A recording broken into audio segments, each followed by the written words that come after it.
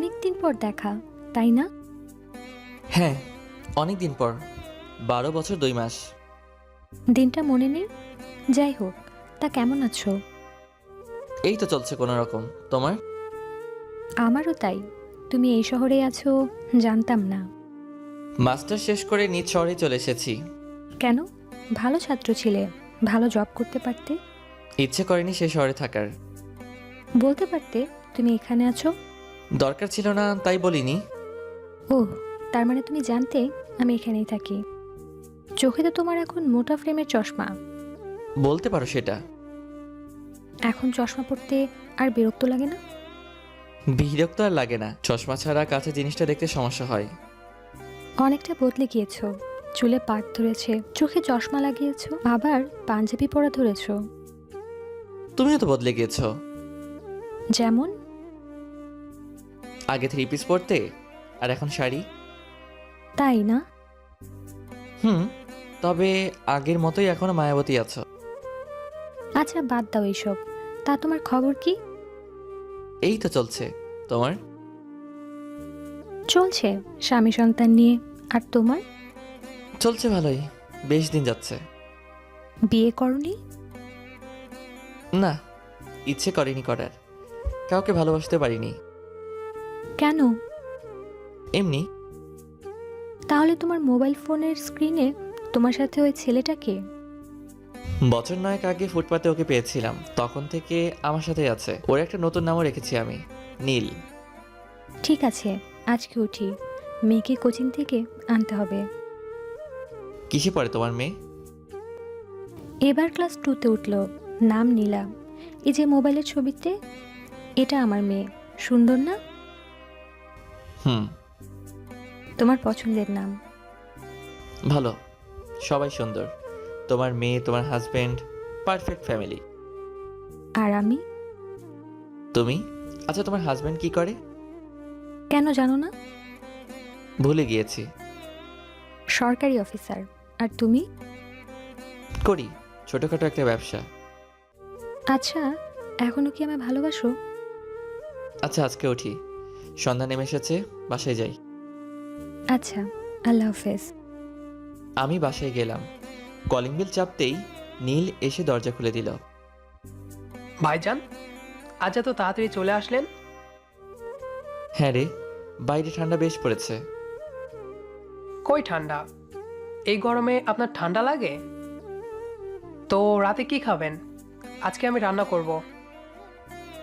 কেন, বউ আসেনি? না, আজ আসেনি। আর ইচ্ছে হলো, প্রতিদিন তো আপনি না হলে সে রান্না করে। আজ না হয় আমিই করি। তুই পারবি? কোনোদিন তোকে রান্না করতে দিয়েছি? মাঝে মাঝে লুকিয়ে লুকিয়ে করতাম। আপনি যখন বাইরে যেতেন কাজের জন্য, তখন বুয়াকে আসতে মানা করে দিতাম। আজকে করা লাগবে না, আমি খেয়ে এসেছি। তাহলে ফ্রিজ থেকে খাবার গরম করে আমি খেয়ে নেই। দরকার নেই, আসার সময় তোর জন্য খাবার নিয়ে এসেছি, টেবিলে আছে দেখ। ঠিক আছে। পড়তে বসছিলি? হুম, বসেছিলাম। তোর না সামনে পরীক্ষা, ভালো করে পড়। ভালো কলেজে চান্স পাওয়া লাগবে। ভালো রেজাল্ট না করলে মোবাইল বন্ধ করে দিব। ঠিক আছে ভাইজান। রাত 11:18। বিছানাতে শুয়ে এপাশ ওপাশ করছি, ঘুম ধরছে না। এত বছর পর মায়ের সাথে দেখা না হলেই পারত, সবই তো ভুলে গিয়েছিলাম। 11:50। ছাদে আসলাম, আগের মতোই। এখনো আকাশ দেখার স্বভাবটা বদলেনি। ছাদে রাখা কাঠের চেয়ারটাতে গাটে এলিয়ে দিলাম, আর চোখ দুটো খোলা রেখে আকাশটা দেখছি। ধূমকেতু আকাশ থেকে ছিটকে পড়ল। 12 বছর আগে মায়া আমাকে বলেছিল আমার পক্ষে আর সম্পর্ক রাখা তার সম্ভব না। চোখটা বুজে ঘুমানোর চেষ্টা করছিলাম। মনে পড়ছে কলেজ শেষে ভার্সিটি লাইফের কথা। প্রথম যেদিন মায়াকে দেখেছিলাম, দিনটা ছিল বৃষ্টিমুখর। বৃষ্টিমুখর বললে ভুল হবে, বর্ষার সময় ছিল। কালো রঙের শাড়ি পরেছিল। বৃষ্টিতে কিছুটা কাক ভেজা হয়ে পড়েছিল মেয়েটা। শরীরের সাথে শাড়িটা লেপটেছিল। চোখের পাতায় আঁকা কালো কাজলটা ধুয়ে দেওয়ার উপক্রম হয়েছিল। আশ্রয় হিসেবে নিয়েছিল বিশাল আকারের গাছের নিচে। অবশ্য আমি আগে থেকে সেখানে দাঁড়িয়েছিলাম এক বন্ধুর অপেক্ষাতে। কেন জানি তাকে দেখে কথা বলার লোভ সামলাতে পারলাম না। আপনি কিছু না মনে করলে একটা কথা বলি? জি বলেন। আমার কাছে ছাতা আছে, যদি কিছু না মনে করেন তাহলে আপনি ছাতাটা নিতে পারেন। আপনার কাছে ছাতা আছে, তাহলে এই বৃষ্টিতে ভিজছেন কেন? কোথায় ভিজছি? এখানে তো বৃষ্টির পানি পড়ছে না, আর আমি এখানে আমার এক বন্ধুর জন্য দাঁড়িয়ে আছি। আপনি নিতে পারেন। মেয়ে মানুষ এইভাবে বৃষ্টিতে ভিজে গেছেন, এটা ভালো দেখায় না। ধন্যবাদ। আচ্ছা দিন। কেমন মেয়ে! ছাতাটা নিয়ে সোজা চলে গেল, একটা কথাও বলল না। আমি তার চলে যাওয়াটা দেখছিলাম। মনে হচ্ছিল ভেজা পিচ ঢালা ছোট ছোট পাথরের রাস্তাতে কোনো অপসরি যাচ্ছে। তবে নিজের কাছে তৎক্ষণাৎ মনে পড়ল, আমি যাব কি করে? এর মাঝে আমারও ঠান্ডা লাগা লাগা ভাব। বন্ধুর কাছে ফোন দেওয়ায় সে বলল সে আসতে পারবে না।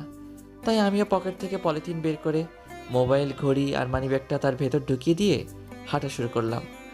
তখনকার সময় মোবাইল বললে ভুল হবে, নোকিয়া 1200 মডেলের সেট, তাও আবার কতগুলো রাবার ব্যান্ড দিয়ে আটকানো। আজ কয়েকদিন যাবৎ ভার্সিটি যাওয়া হচ্ছে না। মৌসুমের শুরুর দিকে বৃষ্টিতে ভিজে জ্বরটা ভালোই জাপটে ধরেছে। আজ জ্বর কিছুটা কম। গুরুত্বপূর্ণ ক্লাস আছে, তাই রওনা দিলাম ভার্সিটির উদ্দেশ্যে। 10 মিনিট দেরি করেছি ক্লাসে আসতে। তাড়াহুড়ো করে বসে দেখি সেই মেয়েটা আমার পাশে বসে আছে। বসে আছে বললে ভুল হবে, আমি তার পাশে বসেছি। সে আমার দিকে এমনভাবে তাকালো যেন সে আমাকে এর আগে কখনোই দেখেনি। আজ আকাশটা পরিষ্কার, চোখে কাজলটা দিলে বেশ লাগতো আপনাকে। ছাতাটা সেদিন দেওয়ার জন্যে ধন্যবাদ। চিনতে পেরেছেন তাহলে? হ্যাঁ, তাহলে ক্লাসের সময় ওভাবে তাকিয়েছিলেন কেন? এমনি। আমি নিলয়, আপনি? নামটা জানা কি খুব দরকার? দেখলাম আপনি আমার সাথে পড়েন, তাই জিজ্ঞেস করলাম। ও আচ্ছা, আমি মায়া। মায়া?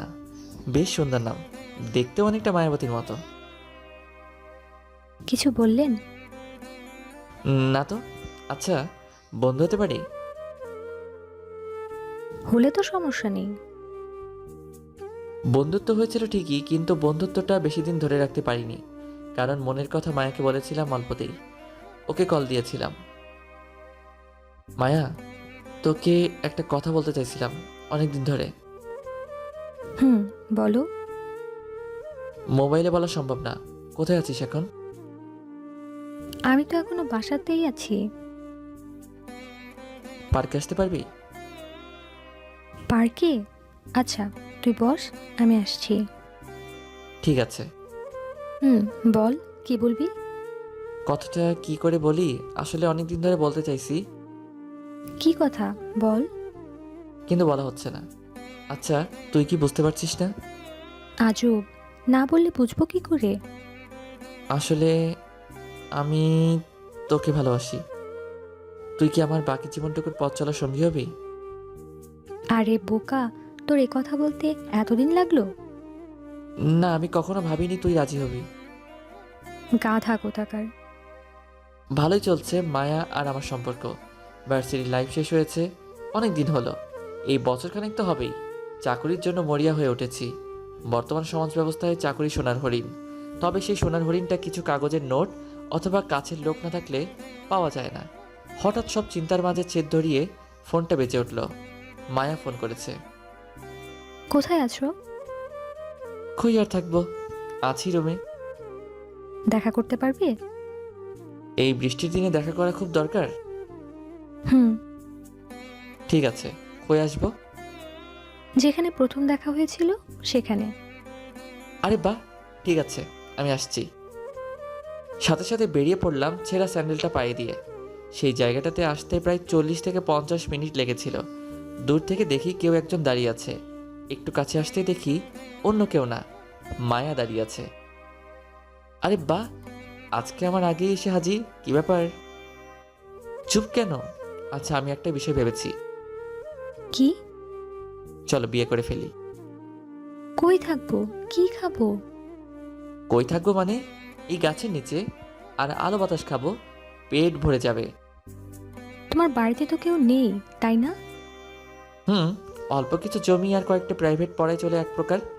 আচ্ছা, তুমি তো এগুলো জানো, তাহলে হঠাৎ করে আবার জিজ্ঞেস করছো যে? তোমার বর্তমানটাকে মনে করাচ্ছি। মনে করে কি হবে, এরকম থাকবো নাকি? এই নাও, এটা দেখো। এটা কিসের খাম? দেখে তো কারো বিয়ের কার্ড মনে হচ্ছে। ভালোই হলো, অনেকদিন ভালো মন্দ কিছু খাওয়া হয় না। চলো আজকে পেট ভরে খেয়ে আসি। হুম, তবে আজকে না, এই সপ্তাহের শেষ দিনে।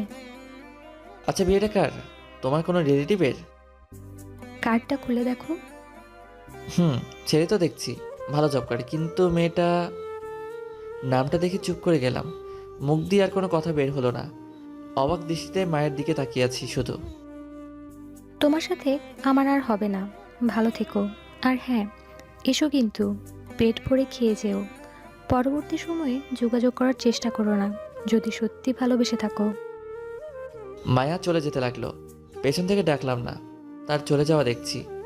হঠাৎ করে আবারও বৃষ্টি নামলো। মনে পড়ছে সেই দিনের কথা। সেই দিনটাও এমন বৃষ্টি স্নাত দিন ছিল।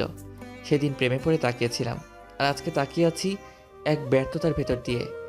আটকানোর চেষ্টা করিনি, শর্ত দিয়ে দিয়েছিল যদি ভালোবাসি তাহলে যেন না আটকাই।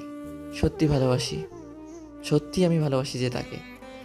বুকের বাতাসটা কেমন করে উঠলো হঠাৎ করে। তারপর আর মনে নাই। হঠাৎ করে দেখি নীল ডাকছে। ভাইজান, এত রাতে ছাদের ওপর কি করছেন? নিচে চলুন, ঘুমান গিয়ে, রাত অনেক হয়েছে। ঘুম ধরছে না রে নীল, অতীত মনে পড়ছে খুব। শূন্যতা অনুভব করছি। কিসের শূন্যতা? তুই বুঝবি না, তুই যা, আমি আসছি। ভোর হতে চললো, চলেন তো নিচে। রুমে গিয়ে শুয়ে পড়লাম। দুপুরের দিকে ঘুম ভাঙলো মোবাইলের আওয়াজে। দেখলাম অচেনা নাম্বার। কে? কে মানে? আমি মায়া। বিকেলে দেখা করো তো। ফোন কেটে দিয়ে দিলাম। বড্ড হাসি পাচ্ছে। নাম্বারটা ব্ল্যাক লিস্টে দিয়ে দিলাম। ভাবতে লাগলাম, অভাবে কিংবা বেকার থাকা খুব খারাপ। সেদিন এই দুটোই ছিল দেখে মায়া চলে গিয়েছিল কিছু না বলে, কিন্তু আজ আমি প্রতিষ্ঠিত।